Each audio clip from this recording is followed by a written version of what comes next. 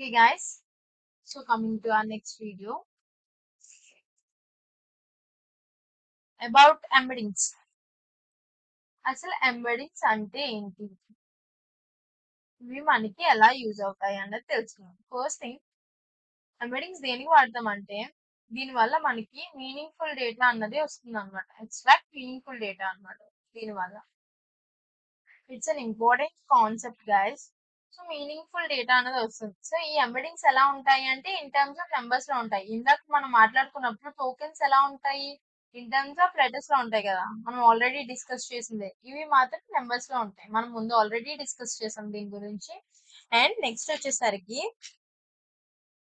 ఇప్పుడు ఈ ఎంబెడింగ్స్ ఎలా క్రియేట్ అవుతాయి, వెక్టరింగ్ అంటే ఏంటి, మీనింగ్ఫుల్ డేటా ఎలా ఇస్తుంది, వీటన్నిటి కోసం తెలియాలి అంటే ఫస్ట్ సపోజ్ మీ దగ్గర ఒక 1000 పేజెస్ బుక్,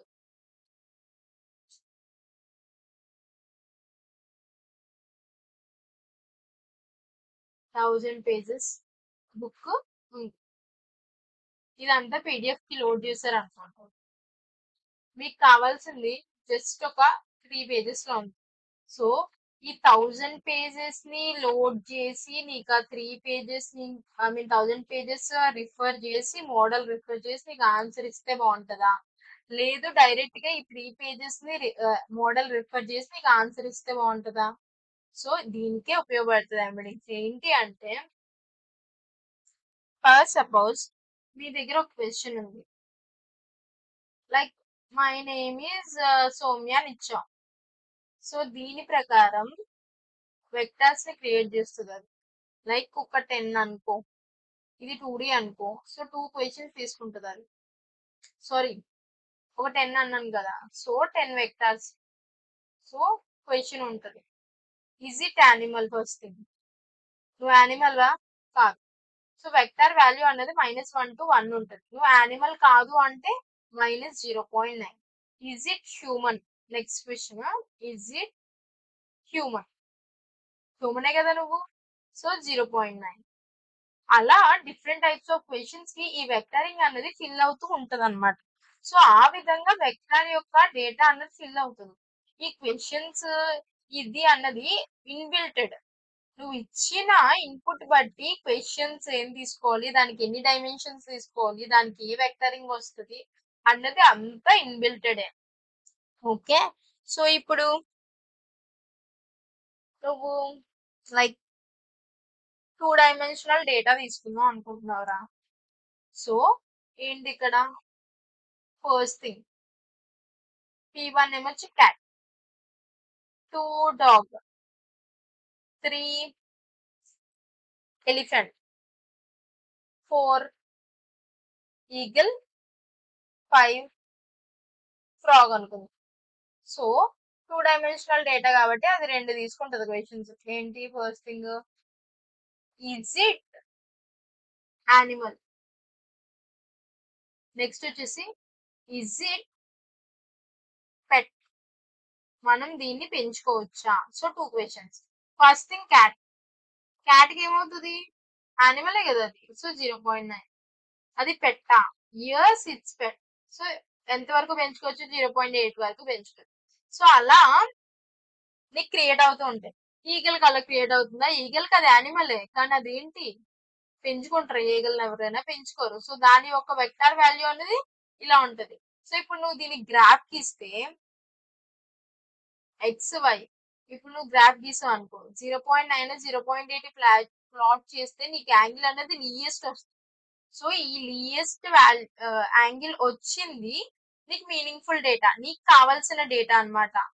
క్వశ్చన్ ఏంటి నీకు, ఏది ఇందులో మనం పెంచుకోవచ్చు అన్నది క్వశ్చన్ అనుకో.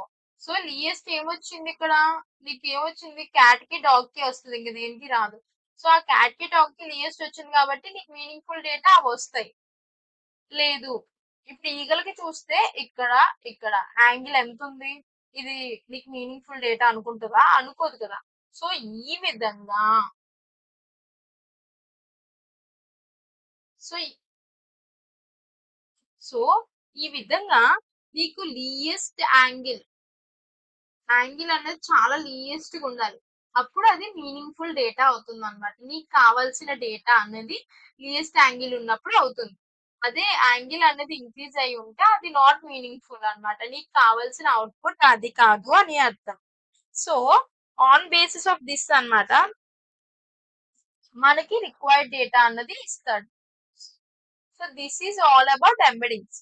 What you mean by vector store కి వెక్టార్ డేటాబేస్ కి డిఫరెన్స్ ఏంటి అంటే, సో ఈ రెండు దేనికి వాడతాము? నువ్వు వెక్టార్స్ యొక్క వాల్యూస్ నువ్వు తీసుకున్నవి స్టోర్ చేయడానికి వాడతారు ఇవి. బట్ వెక్టార్ డేటాబేస్ లో కొన్ని రూల్స్ ఉంటాయి. ఈ రూల్స్ ని ఖచ్చితంగా ఫాలో అవ్వాలి. వెక్టార్ స్టోర్ కి అలా రూల్స్ ఏమీ ఉండవు.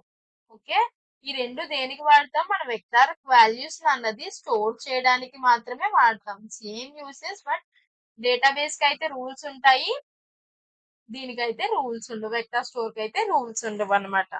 This is all about it. So in code చేసి మనం ఎంబెడింగ్స్ గురించి చూద్దాం. యాక్చువల్లీ ఈ ఎంబెడింగ్స్ అనేవి ఫ్రీ ఉండట్లేదు. ఇట్స్ ఆల్ చార్జ్డ్ అనమాట. మనం ఏపీఐ కీ ఉంది కదా, అది ఎవరైతే పే చేస్తున్నారో వాళ్ళకి మాత్రమే ఎంబెడింగ్స్ ఇస్తారు.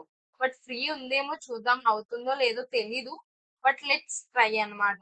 ఈ ఎంబెడింగ్స్ అయిన తర్వాత ర్యాక్ మనం ఈజీగా ఇంప్లిమెంట్ చేయగలుగుతాం. ఎందుకు అంటే దానికి కావలసిన ఇన్సైట్స్ అన్ని మనం ఆల్రెడీ నేర్చేసుకున్నాం. లోడర్స్ కానీ, చంక్స్ కానీ, ఎక్స్ప్లిటర్స్, క్యారెక్టర్ ఎక్స్ప్లిటర్స్, వీటి గురించి కానీ, ఎంబెడింగ్స్ గురించి కానీ, వెక్టార్స్ గురించి కానీ, ఇట్లా అన్నిటి గురించి తెలిసినప్పుడు ర్యాగ్ ని ఇంప్లిమెంట్ చేయడానికి నీకు ఏం కావాలి? ఇంకా జస్ట్ ఒక 10 minutes చాలు. నీకు మొత్తం అన్ని బేసిక్స్ తెలిసాయి కాబట్టి 10 minutes లో నువ్వు ర్యాగ్ అనేది ఇంప్లిమెంట్ చేయగలవు అనమాట. So this is all about embeddings. మనం జస్ట్ కోడ్ చేసి చూద్దాం ఇప్పుడు అవుతుందో లేదో.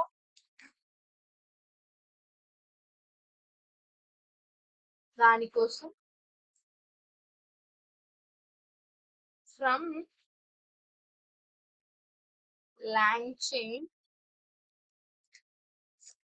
Google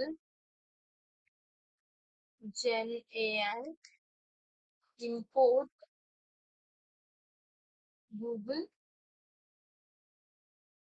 Generative AI ఎంబెడింగ్స్ అన్నమాట. దాని తర్వాత ఎంబెడింగ్స్ ఈక్వల్ టు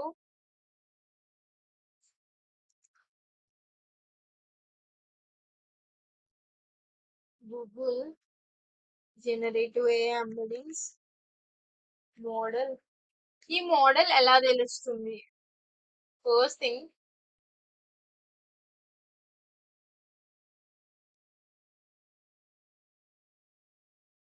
నేను యాక్చువల్లీ ఇలా డైరెక్ట్ గా మీరు గూగుల్ అడగొచ్చు, ఏ మోడల్ అనేది ఎంబెడింగ్ ఇస్తుంది అన్నది మీకు వస్తుంది. బట్ మీరు ఇంకా క్లారిటీగా తెలుసుకోవాలి అనుకుంటే జస్ట్ కాపీ ఇట్. అండ్ మీరు ఇంకా క్లారిటీగా తెలుసుకోవాలి అనుకుంటే గూగుల్ ఏఐ స్టూడియోకి వెళ్ళండి. గూగుల్ ఏఐ స్టూడియో దీంట్లోకి వెళ్ళిన తర్వాత ఎక్స్ప్లోర్ డాక్యుమెంటేషన్ లోకి వెళ్ళి మీకు ఎంబెడింగ్స్ అని ఉంటది అనమాట. సో అందులోకి వెళ్తే మీకు ఏది ఫ్రీ అన్నది తెలుస్తుంది. ఎంబెడింగ్స్ లోకి వెళ్ళండి. సో చూసారా, ఆల్రెడీ కోడ్ మొత్తం మీకు ఉంటది. జస్ట్ మీరు కాపీ చేసి పేస్ట్ చేసుకోవడమే లేట్. కాకపోతే మినిమం లాజిక్ తెలియాలి, ఇది దేనికి వాడారు, ఇది దేనికి వాడతారు. జస్ట్ పైథాన్ లో అయితే చూడండి, పైథాన్ ఎంత ఈజీగా ఉందో. It's two easy guys.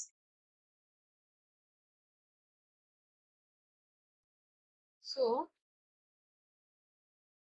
అలా మీరు కిందకి వెళ్తూ ఉంటే మోడల్ వర్షన్స్ వచ్చాయి కదా. సో ఏంటి అది వస్తుంది, జస్ట్ కాపీ చేసుకోండి. అండ్ నెక్స్ట్ వచ్చేసి మీ కోడ్ లోకి వెళ్ళండి అండ్ పేస్ట్ ఇట్ అంతే. Okay, that's it guys. So దీనికోసం ఇవ్వలేదు, ఒక్క నిమిషం. Okay, done. సో మోడల్ ఇచ్చిన తర్వాత ఏపీఐ కి పాస్ చేయాలి కదా మరి మీరు. Google API key equal to API key అని విచ్ ఇస్ ఆల్రెడీ పాస్డ్. మనం ముందు ఏపీఐ కీ తీసుకున్నాం కదా స్టార్టింగ్ లో, సీక్రెట్ కీ నుంచి. ఇదిగో ఇది, దీన్ని అక్కడ వాడమన్నమాట అంతే. రన్ చేయండి. అయిన తర్వాత ఇప్పుడు ఇది ఎంబెడింగ్స్ టాపిక్ కంప్లీటెడ్ గైస్ ఇక్కడతో. ఈ ఎంబెడింగ్స్ ఇప్పుడు ర్యాగ్ ఇంప్లిమెంట్ చేద్దాం. ర్యాగ్ ఇంప్లిమెంట్ చేసినప్పుడు మొత్తం కంప్లీట్ ప్రాసెస్ మీకు అర్థమవుతుంది క్లియర్ గా, క్లారిటీగా.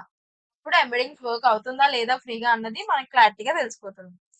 Okay, please do like, share and subscribe to my channel. మీకు ఏమైనా డౌట్స్ ఉంటే కమెంట్ సెక్షన్ లో కమెంట్ చేయండి, నేను మీకు రిప్లై ఇస్తాను. This is all about this video guys. Next వీడియోలో మనం ర్యాగ్ ఇంప్లిమెంటేషన్ అనేది చూద్దాం.